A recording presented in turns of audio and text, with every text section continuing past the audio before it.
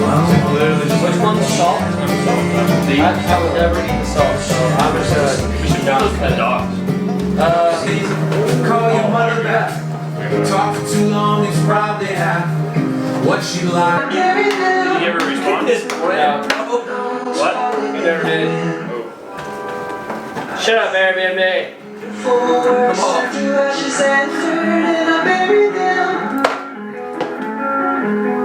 Julia, Julia, Julia, Julia. Oh, I would let you be loved by Julia. Don't tell me. Speed cut. Where you going? Screaming into the tight.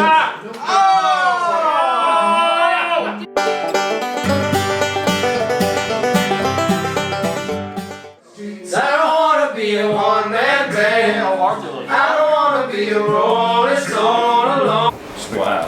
Project's good. Guess you're really pretty. Bagel slinging. Oh, this is beautiful. Oh, wow. No! We gotta play some sad music. It's kind of like Fire pits are going in today. Let's go ahead and get this out of here so we can get some gravel. Girls, good morning. Good girl. You know what? I think old Bessie might actually come to use today because I don't want to mix the mortar and the other wheelbarrow, so we'll use this one just as a mortar mixing. Morning, folks. So this is part 2 of the fire pit story. We're going to be putting in the border going around the fire pit today, and then maybe we'll get into actually creating the fire pit. We'll see what happens. But first and foremost, we're going to go and get some base material, which is called crush and run, limestone gravel that's ground up into different sizes. That'll be crushed down and become the base of our perimeter border. In one bucket is all I can carry of the crush and run.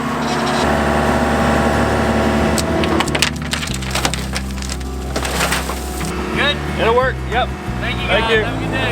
Do. All right, Benjamin, here's the plan for the day. We're gonna get this material, this crusher run over there to the fire pit, and I'll be starting to make the base of the fire pit while you can continue to wheel this back there. Oh yeah, this is looking good. Still need to blow all the, see, oh, we still have all this in here. We need to blow that back up in. Just didn't get to do that yesterday. Nice.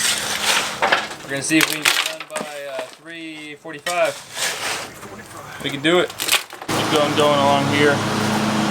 Dump half there and then half the next spot. So keep it coming. While he's working on the crusher run, I'm gonna go ahead and trim this crepe myrtle back. As you can see, it's kind of like overhanging these plants. No, we don't want that to happen. I'm gonna make sure I'm not trimming too much, but you know, anytime I trim a crepe myrtle, I'm really making sure that I'm leaving both sides to where they're even. So like, let's say this is the edges of the plant, you know, there's a bunch of branches in between, but it's like this. So they're growing like this. If one is like more on the one side, cut some of these branches so it brings it all up to be the same. Maybe that's a weird example, but you know what I mean. It's like a lot of these branches are going over here, but these ones are going further to the left. So all of these right here, I'm going to be cutting out to make it even for the plant, as well as free up some space for these skip larvas. Really, this crepe myrtle could use a thinning. You know, come in, take out this one because it's a little old, and it looks like it got lopped off right there. Doesn't look so good. So I would take that out. Personally, take this out. I would take, looks like there's a cherry tree that's growing up in it. Take that out. Yeah, see the cherry tree? A lot of times just thinning up trees, taking first the dead branches and then as well as the branches that are rubbing. You see, let's see if we can find any rubbing. See right here? These two, those are rubbing. So one of them I'm going to take out. I would prefer to take out this thinner one, because it's not really, it's just competing with the rest of the branches. I take out this one right here so that this one is not being rubbed against.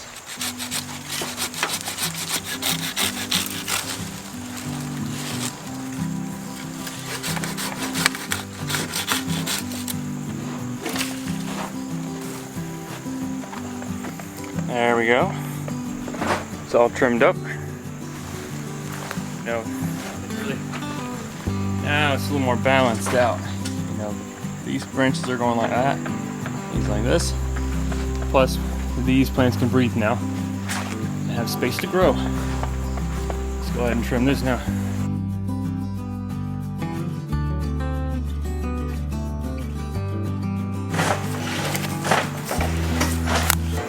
There we are, all cleaned up through there.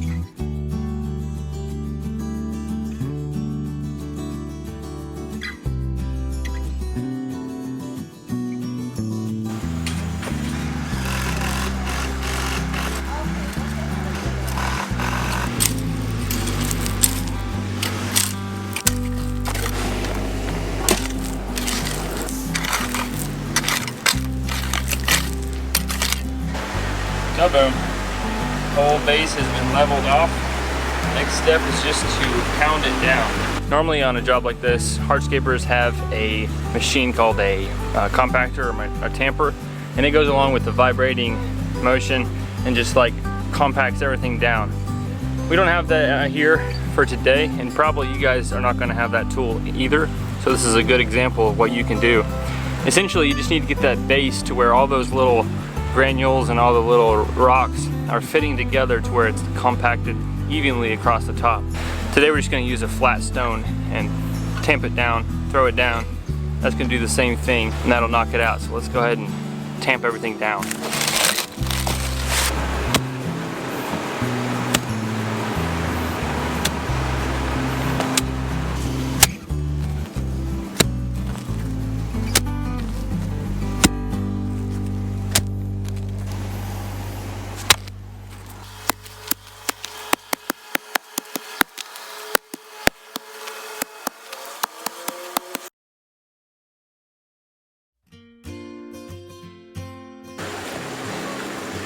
There we go, it's all compacted down.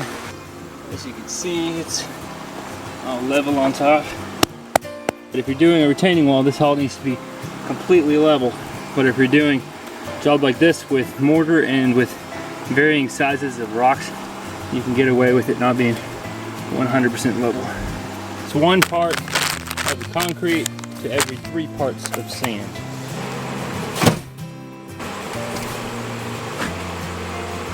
First, I'm going to mix these dry ingredients. Then, kind of sound like I'm talking about food. No, we're not going to eat this. First, we're going to mix these dry ingredients, make sure they're all nicely mixed together, and then pour water into it.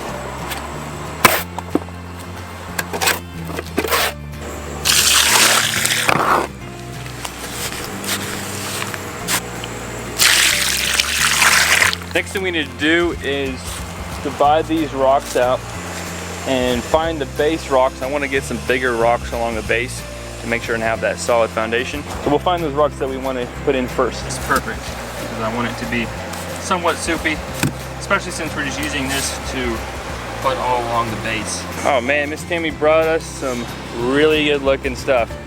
I mean, this is one of those things you look at it and you're like, this looks like heaven. All right, take this one down. Oh, come on, let's do it. It's like a commercial. I could down the whole bottle right now. Whoa. Nice. That makes you want to work right there.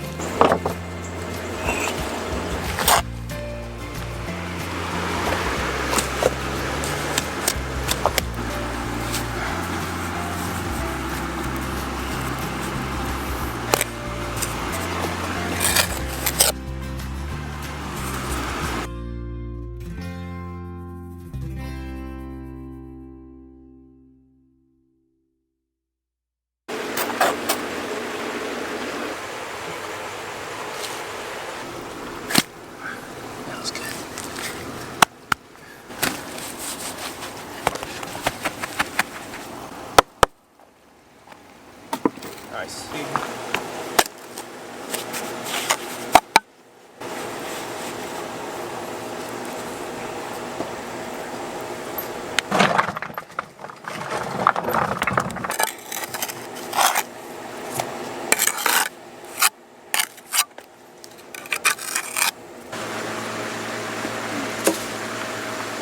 I am off to go get some backfill gravel. It's going to be for filling in the back so that when water comes down the slope, it is able to filter through that gravel and come out through the wall.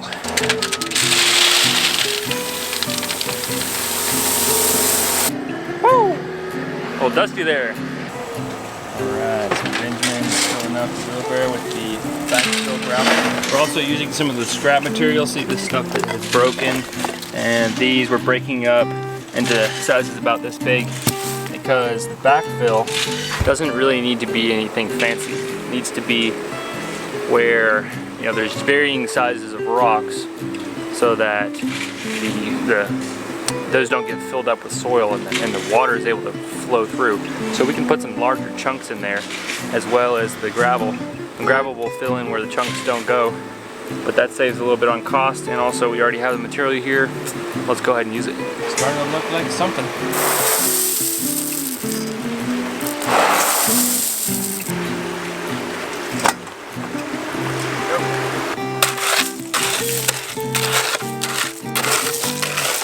More mortar time.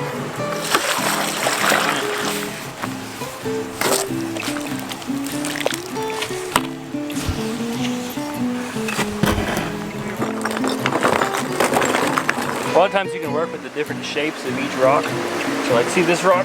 It's pretty big.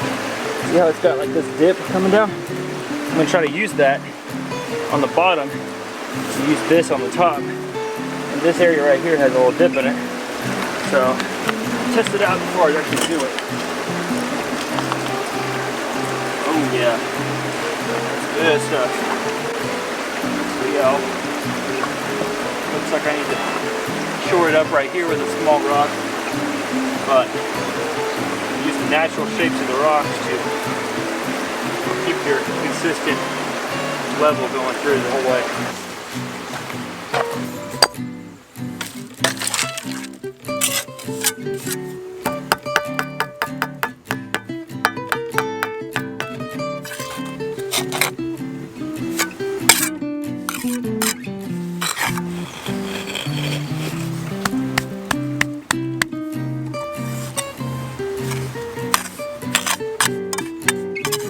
Alright folks, it's getting a little late.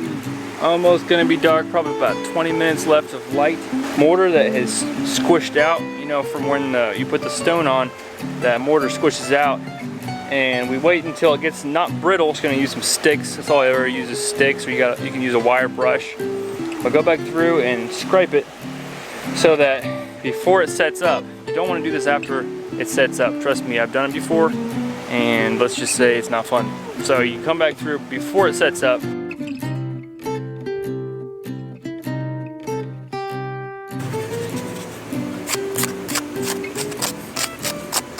So Josh learned something today. Here he is. Here you go, Josh. Hey, family.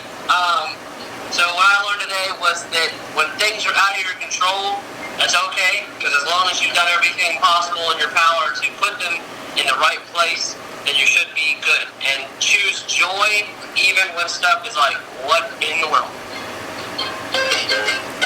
Boom. There you go, Josh. Nice. Thanks, man. Words of wisdom from Giggles. From Giggles, Josh. Awesome. Yes, choose joy. All right, Josh, say bye. Bye-bye. Bye. Y'all, Josh is awesome. Just wanted to allow him to share that. Pretty fun stuff. I'm wrapping everything up. I'm getting all the scraping done. Looks like everything's done, actually.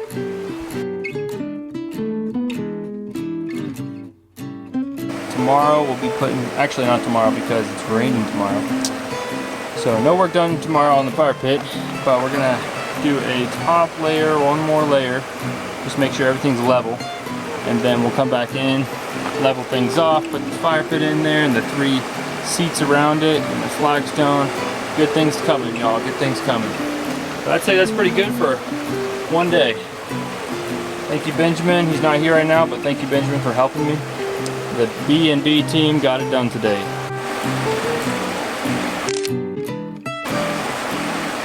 Always clean up